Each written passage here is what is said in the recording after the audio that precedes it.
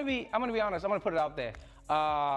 If he's handling Twitter like this, I don't know how comfortable I would be going with this dude to Mars. You know? Yeah, I don't want Elon walking into my cabin one day like, hey guys, turns out I accidentally fired the team that was bringing the oxygen. But we'll be fine if we just stop breathing for 69 months. See what Elon Musk is really doing here?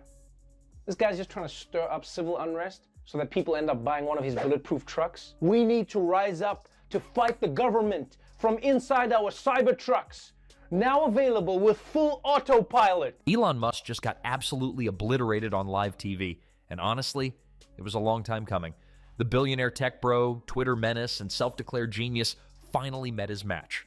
Trevor Noah took him apart piece by piece, and now all that's left is the ghost of a once great hype machine desperately tweeting through the pain. You could almost feel the stock prices dropping in real time. See, Musk has been living in a fantasy world where he thinks he's Iron Man, but in reality, he's more like that one guy at a party who won't shut up about cryptocurrency and insists he's working on a big project that's totally going to change the world, just as soon as he finishes this one more podcast episode. And Trevor didn't just expose him, he annihilated him.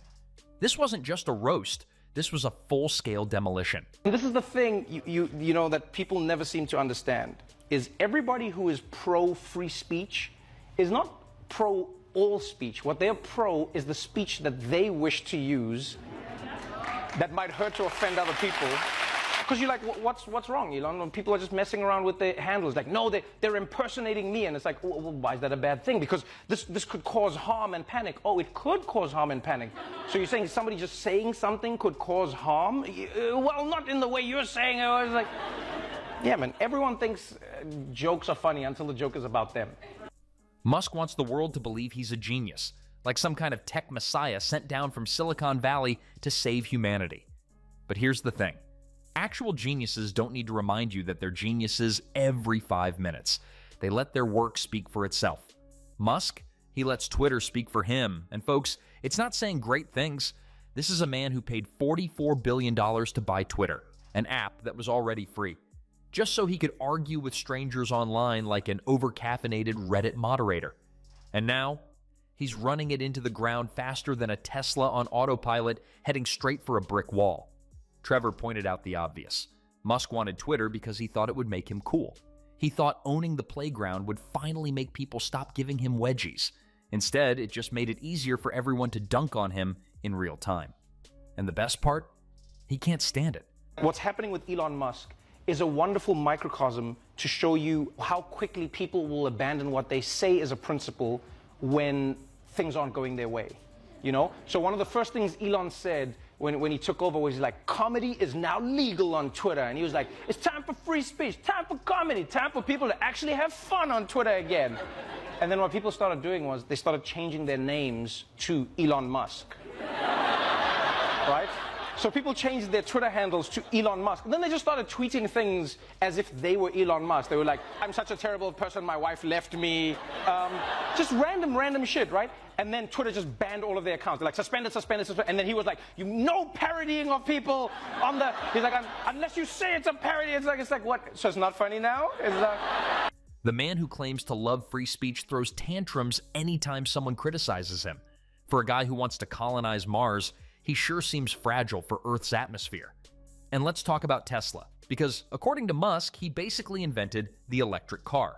Never mind that he didn't actually found the company. No, he swooped in like a guy showing up late to a group project and slapping his name on the final slide.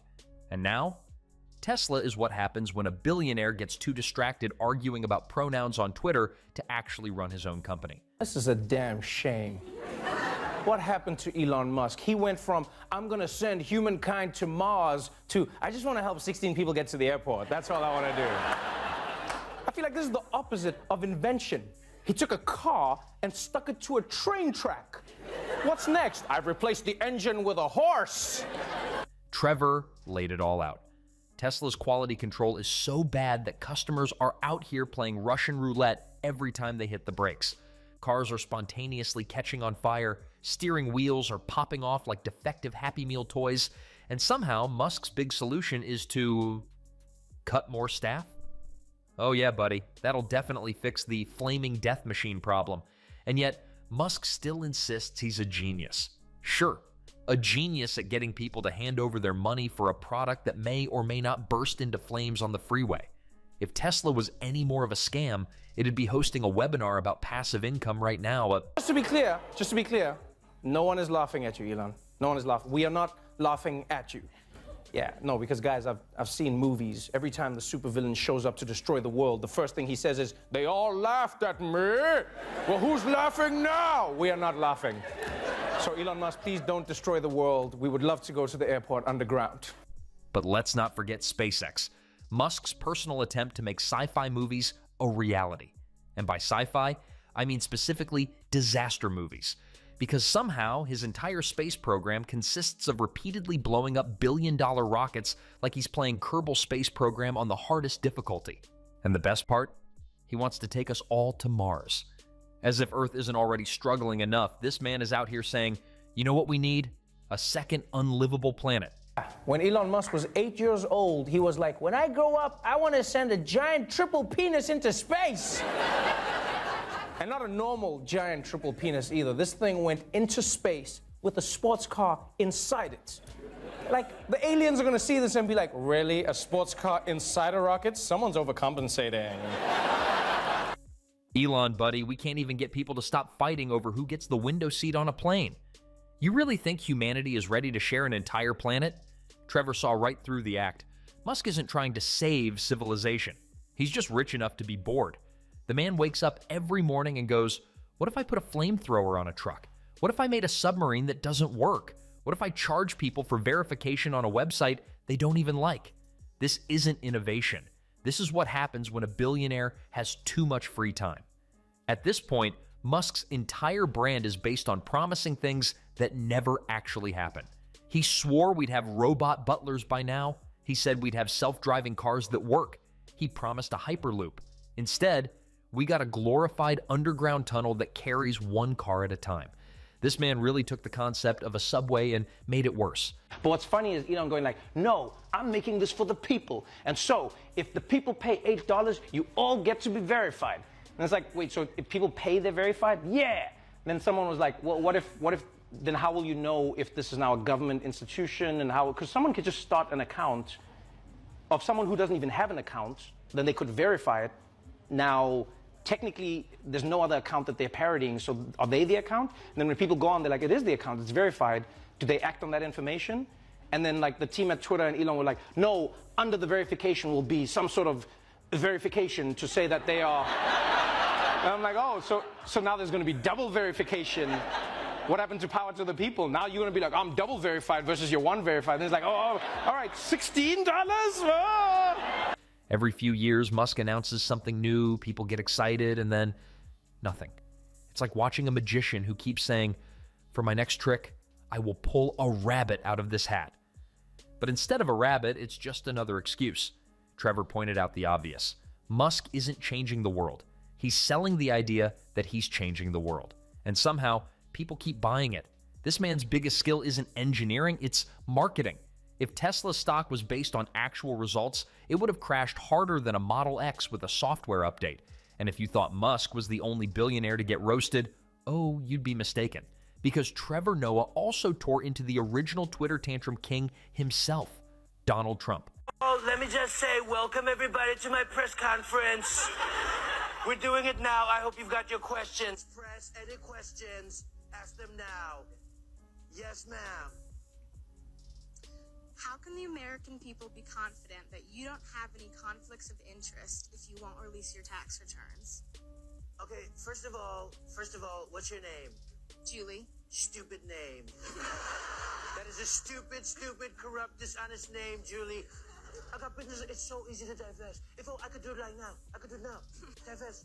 It's gone. It's gone. I could do it now. I told you in a tweet. That is the problem with the media. Did I answer your question, Julie? No. Exactly. Exactly, because you're stupid. Sit down, Julie. Next question. Who's next? Trevor shredded Trump's entire persona like it was one of his old tax returns. He called out how Trump talks like a guy who's always one sentence away from confessing to a crime. Every speech is basically just him rambling in circles until he eventually says something so ridiculous, even his own supporters look confused. Remember when Trump claimed windmills were killing birds and causing cancer? That's the kind of thing a drunk uncle says at Thanksgiving when he's run out of real arguments. And Trevor pointed out the irony of Trump, a man who spent his entire life slapping his name on buildings, complaining about other things ruining the skyline. And let's not forget Trump's "I alone can fix it" routine, because, as Trevor joked, this is the same guy who bankrupted a casino, a business where the customers literally lose on purpose, and he still couldn't make it profitable. America's president. Oh, he was even cockier. Yeah. You see him when he came out? Donald J. Trump? Oh, he had all the swag. He was like, folks, we're gonna have it handled. In 21 days, the virus will be gone. 21 days. Some are even saying 20. Trump's obsession with crowd sizes, his love for the best words, his complete inability to accept reality, it was all fair game. And Trevor roasted him so hard, even Trump's spray tan probably started to peel. So what happens when a guy like Musk, who's built his entire identity around being a misunderstood genius, finally gets exposed as just another rich guy with an inflated ego? Well, he does what any totally stable billionaire would do. He melts down publicly in real time. He gets booed at comedy shows, he picks fights with journalists, he bans accounts that track his private jet, and of course, he tweets. Oh, does he tweet?